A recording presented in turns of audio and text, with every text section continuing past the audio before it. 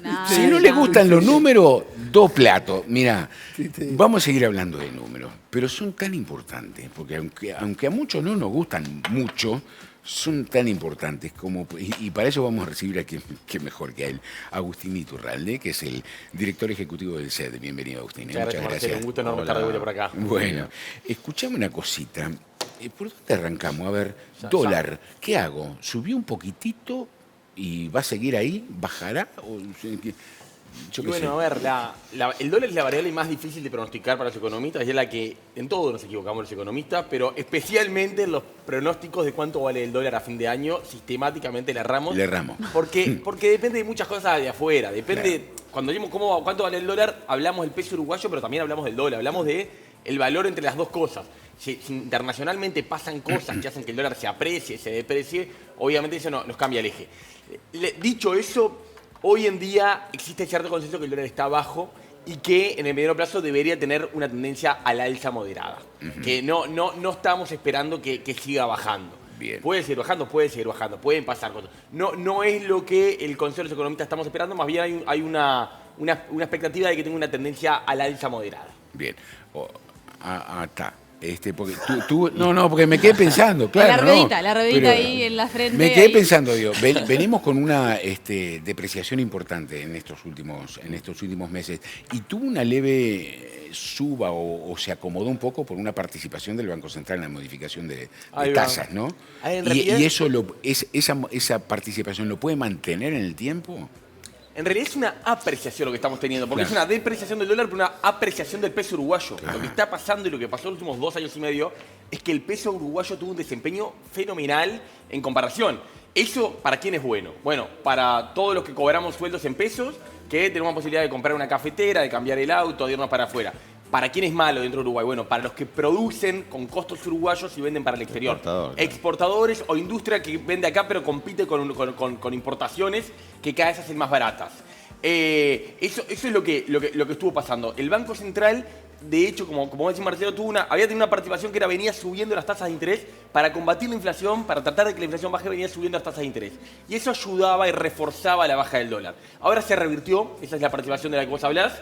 El Banco Central logró meter la inflación dentro del rango meta, una buena noticia de la semana pasada. Por primera vez en muchísimo tiempo la inflación entra dentro del rango meta y la expectativa es que se quede ahí unos cuantos meses. Un país que estamos totalmente acostumbrados a que la inflación está por fuera. No tenemos la inflación de Argentina, cierto, pero tenemos una inflación alta. Bueno, por primera vez entra en algo un poquito más civilizado, ¿no? Todavía tenemos que es el 6%.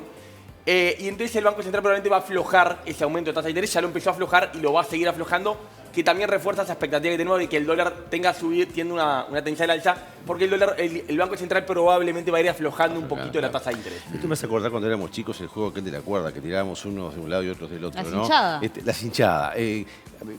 Para conformar a Doña María, que se pueda comprar la cafetera, y al sector exportador, ¿no? O sea, el punto de equilibrio en medio de esa cuerda, ¿en cuánto tendría que estar el dólar para dejarnos más o menos todos contentos o medianamente contentos?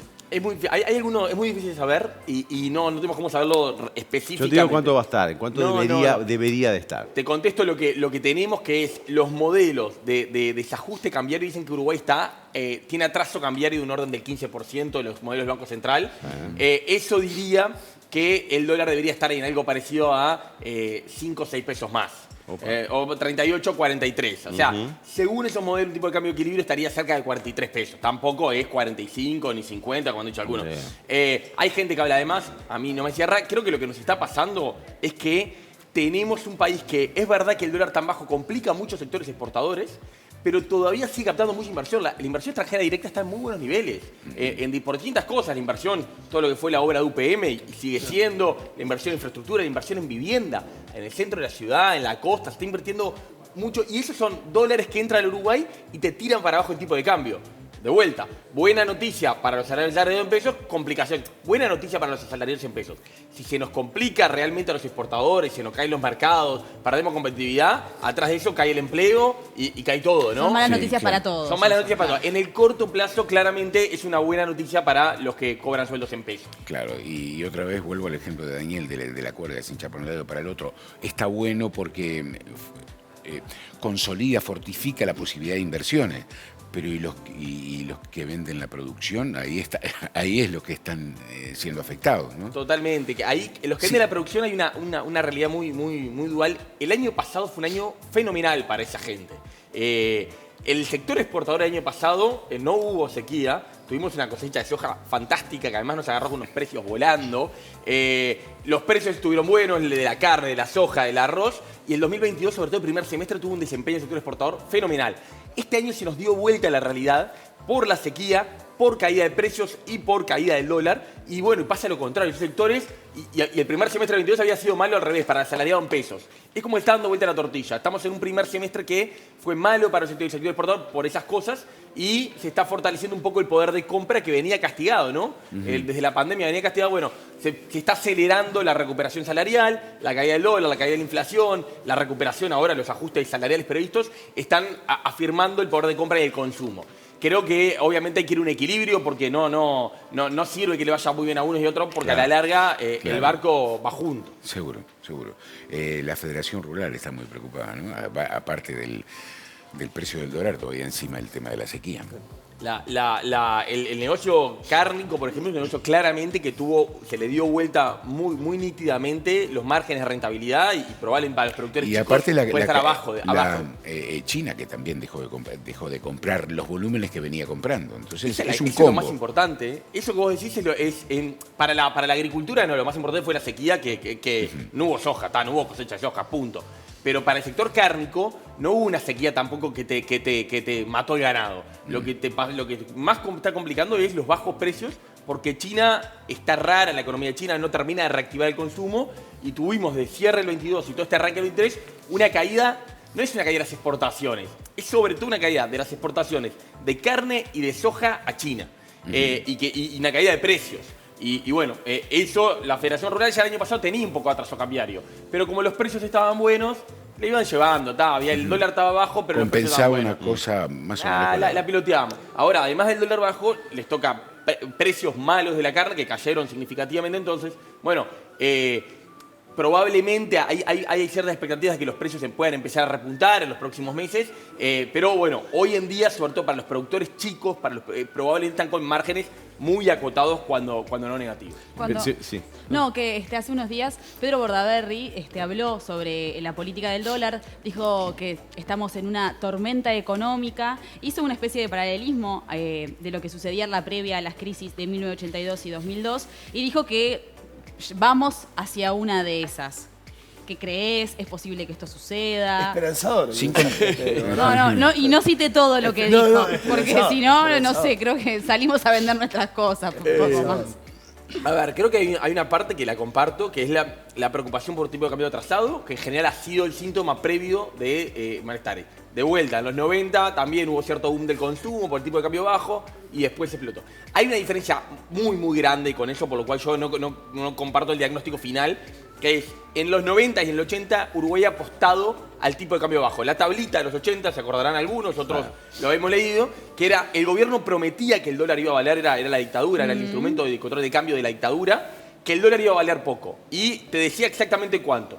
Y no podía subir porque se volaban todas las parámetros. En los 90 algo parecido, había unas bandas de flotación que tenían un techo y que el gobierno no quería que lo pasaran porque si lo pasaba, primero el gobierno estaba endeudado en dólares y la deuda pública se iba al demonio. Y la gente, el banco hipotecario le había dado a la gente créditos en dólares para comprar las casas. La gente quedaba con las ruedas para arriba si devaluábamos. Eso hubo lecciones que se aprendieron. Hoy el banco hipotecario da préstamos en UI para que no vuelva a pasar eso. El gobierno acaba de colocar 1.600 millones de dólares en pesos, o sea, se ha desdolarizado. Si el dólar sube, nadie le va a poner la tapa. El problema de los 90 fue que empezó a subir el dólar y le pusimos una tapa a la olla. Una tapa. No aguantó la presión, voló por los aires y tuvimos las macro devaluaciones del 2002. Este año si el dólar empieza a subir, el gobierno va a estar feliz. Al revés, necesitaría que suba un poco para distender la situación. Nadie le va a poner esa tapa. ¿Puede subir el dólar? Puede subir. Un episodio como ese, que lo queramos contener un par de años y que después vuele y que no tenemos la economía política que nos va a obligar a apretar el dólar, al revés. Ahí está, el mensaje era él, claro, era su respuesta. Hay un dolor de cabeza que parece que va a seguir y es el tema con Argentina, ¿no? Y afectando la economía nuestra. Si yo te voy a decir cómo está la economía uruguaya, yo diría, está bien porque las variables de inversión, de empleo, ha mejorado el arranque del año, el salario se empezó a recuperar después de que le había costado, está bien. Bien, pero, y hay dos grandes pero. Un gran pero es lo que hablamos recién, la rentabilidad del sector exportador. Y el otro gran pero es el agujero enorme con Argentina y cómo impacta eso en el comercio formal minorista. Ya no solo en Paysandú y Salto, ya en todo el país. En Montevideo uno habla con gente, con dueños de restaurantes que te dicen cuando viene un fin de semana largo, se va la gente, los siguientes 15 días vendo menos, porque la gente lo que gasta allá no lo que gasta acá. La recaudación del gobierno ha tenido una caída en el arranque del año y eso, la hipótesis que estamos manejando todo es que es IVA que estamos pagándole al gobierno argentino en vez del gobierno uruguayo, porque vamos, consumimos ya, y ya no solo en Paysandú el surtido. Van a hacer el servicio del auto desde Montevideo, desde Maldonado, van a la peluquería, vamos a consumir cosas. No, lo hablamos acá, van a festejar un cumpleaños. Se mueve toda la gente el fin de semana. Yo conozco de gente de acá de Montevideo que dice no se sale más en Montevideo. Y se van el fin de semana a Buenos Aires. Todos los fines de semana, claro. Y bueno, en Paysandú y en Salto se han dado cosas de gente que se va a vivir, ¿no? Que trabaja en la Intendencia de Paysandú y vive en Colón porque obviamente vive mucho más. Creo que eso es una situación muy particular que debería terminarse cuando cambie el gobierno argentino. No que Argentina va a ser más barata por unos cuantos años. Porque Uruguay no tiene capacidad para adoptar ninguna medida para contrarrestar eso. Puede como para llevarla, pero hasta ahí nada más. Yo creo que sí, yo creo que es muy difícil. A ver, la única medida sería de una violencia extrema que puede resultar de sentido común para alguna gente. Cerrarle la frontera. Que es cerrar las fronteras o poner el 0 kilo, que realmente es muy difícil. Lo que tenés que poner de policía y de ejército para hacer cumplir realmente una norma de esa es muy difícil. Creo que hay la brecha. Además, estimulás el contrabando, estimulás otro montón de cosas que son más complejas, ¿no? Son más complejas, pero esas otras cosas pasan siempre, ¿no? Acá lo nuestro no es eso pasó siempre. Lo que está pasando es esto, no vamos a festejar el cumpleaños, como decía, eso que es único. ¿Por qué yo soy un poquito optimista hacia fin de año y arranque el año que viene? Hoy en día Argentina no es que tiene un dólar muy barato. Lo que está pasando es que tiene $2. Uno muy barato, que es con el que se fijan los precios, que está en 300 pesos argentinos. Y uno totalmente del mercado negro, que es de 500 pesos, que es el que nos pagan los uruguayos cuando cruzamos. Si Argentina unifica el tipo de cambio, lo que va a tener es precios que se van a empezar a fijar con 420 y cuando nosotros crucemos, en vez de 500 nos van a dar 420. Va a haber un salto de precios en Argentina y a nosotros nos van a dar bastante menos dólares, bastante menos pesos argentinos por los dólares que llevemos. Claro. Se nos va a seguir siendo barato Argentina por unos cuantos años, pero no la brutalidad que vemos ahora. Que el vino es 10-1, los productos de limpieza y de farmacia son 10-1, eso no lo vamos a ver más. Va a ser más barato, sí, va a dejar de justificar que nos vayamos a festejar un cumpleaños desde Montevideo a Buenos Aires. Claro. Y esta previsión que tiene la rendición de cuentas de crecimiento para este año de 1.3, que en realidad en principio era del 2%, esta adecuación a la baja está afectada, entre otros elementos, por este que estamos manejando y quizás por el tema de la sequía y por el precio del dólar, supongo yo. Sin duda, el ajuste a la baja. ¿Compartes ese criterio de una proyección de 1.3 de crecimiento para este año? Sí, nosotros tenemos algo parecido, hicimos también un ajuste a la baja, también hicimos una corrección al alza para el año que viene. En esta economía general, cuando creces menos un año, esperas más de para el que viene, porque siempre es en comparación con el anterior. Creo que va a ser algo por ahí. Creo que el dólar bajo no pega tanto porque también te pega por un lado bien y por otro lado mal, ¿no? Pero sí, complica sobre todo los márgenes. La sequía es el gran elemento que este segundo trimestre que ya terminó, que todavía no tenemos el dato, va a ser un trimestre de caída, sin duda, por la afectación de la sequía y sin duda es el elemento. Creo que va a estar ahí 1, 1.2, algunos colegas hablan un poquito menos. En el entorno de 1 es que está bastante el consenso. Probablemente este año va a tener más estrés fiscal. Las cuentas públicas que eran la gran... ¿A qué le llamamos? ¿Qué quiere decir estrés fiscal? Lo que quiero decir, hasta ahora el gobierno le ha ido bastante bien con el tema de cuentas públicas. Se había agarrado un déficit muy grande, a punto de perder el grado inversor, había hecho una corrección de 2 puntos del PIB, había logrado mejorar el riesgo país, mejorar la calificación de la deuda, pagar mucho menos tasa de interés, pagamos mucho menos interés a los que nos prestan plata porque bajamos el riesgo. Y eso creo que quedó. Este año probablemente va a ser una mejora del empleo, una mejora del salario y el tema fiscal, entre la baja del dólar que te afecta a la recaudación, entre el producto va a crecer menos que te afecta a la recaudación, entre el agujero con Argentina que te afecta a la recaudación, vas a tener un deterioro fiscal que no va a ser de una gran magnitud, probablemente se va a cumplir todavía la regla fiscal que el gobierno creó, pero vamos a tener otro grado de compromiso por ese lado que no estaba previsto quizás hace 6 meses. Y otro elemento que tiene que ver con la economía es la posibilidad de mercado, ¿no? Se hizo mucho ruido con el tema de TLC. fue Lula, nos pinchó el globo. En el Mercosur, digo, es una reunión circense en la cual obviamente Uruguay destaca su postura con total desenfreno y libertad, pero en definitiva seguimos atados a un bloque que no nos aporta demasiado, pero que a su vez nos limita las posibilidades de comercio con otros países. Digo, ¿qué pasa con esa pata en lo que tiene que ver con la economía o el futuro de la economía de Uruguay? Mirá, yo creo que ahí hay un trancazo que tiene el país que ya trasciende el gobierno, ¿no? Esto, por más del ruido político, es muy parecido a lo que le pasó al gobierno pasado. El gobierno pasado no hizo un tema tan central en su agenda esto, pero tuvo una agenda muy parecida, más silenciosa, que era tratar de avanzar con China, y estamos entrampados en el Mercosur. No nos podemos ir porque nos complicaría, sobre todo en el corto plazo, sería un costo grande para Uruguay irse, pero no nos podemos salir al mundo. Y todos los países que se parecen a Uruguay tienen muchos más acuerdos, y sobre todo por la escala de Uruguay. No hay ningún país pequeño, cerrado y próspero. Los países grandes pueden ser más cerrados porque tienen una escala, competencia. Pequeño, cerrado y próspero no hay caso, no hay ningún país. Es un conjunto vacío en términos matemáticos. Entonces estamos, y el Mercosur es un mercado muy proteccionista. Tenemos grados de protección mucho más altos que el mundo. Estamos en esa trampa. Yo no creo que el camino sea salir del Mercosur, por lo menos ahora no creo que es lo que esté planteado, pero sí que vamos a tener que pensar con un poquito más de amplitud.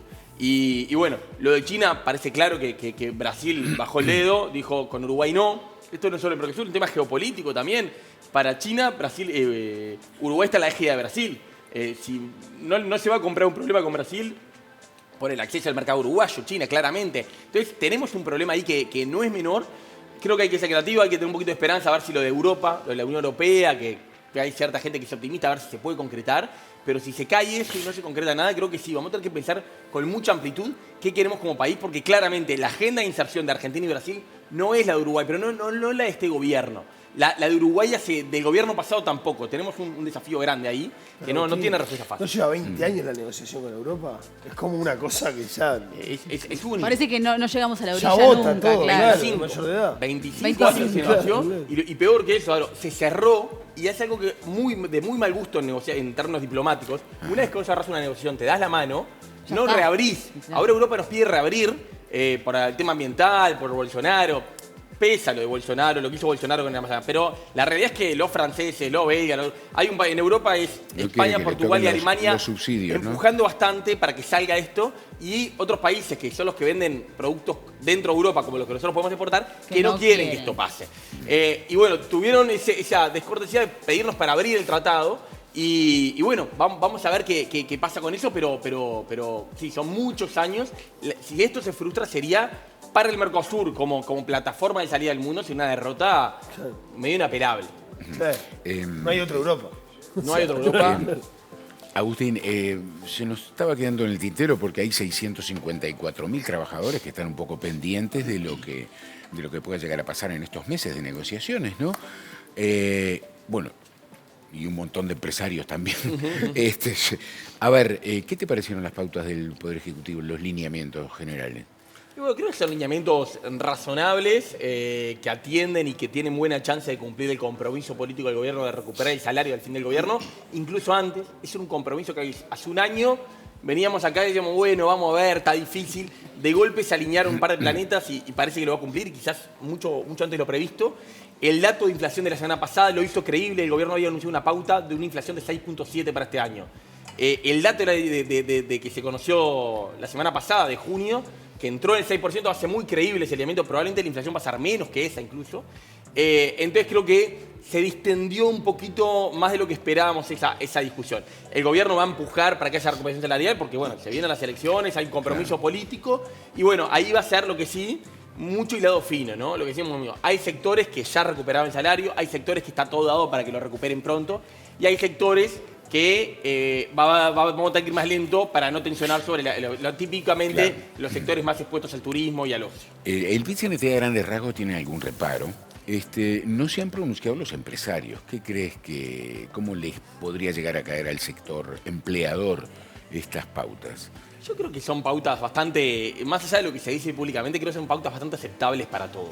Estamos hablando de que ajustes por inflación proyectada, con correctivo, si eso se dispara, y con recuperación. Digo, básicamente. Recuperación. Vamos a cerrar el año con una inflación de 6 y una recuperación nominal arriba de 9 puntos. O sea, este año, cuando cierre el año, vamos a tener más de 3 puntos de aumento del salario. Creo que eso, con muchas diferencias por sector, claramente, con una inflación que tiene esas cláusulas, pero además que se hizo creíble. Creo que está, en ese sentido, había como 3 objetivos que tenía el gobierno que tenían una tensión entre ellos. El objetivo de inflación, el objetivo salarial, de recuperación salarial y el objetivo fiscal.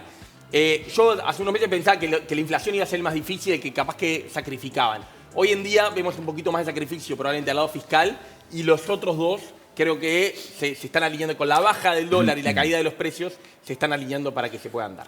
Agustín, un placer como siempre. Muchas gracias por por la invitación. venir. Bueno,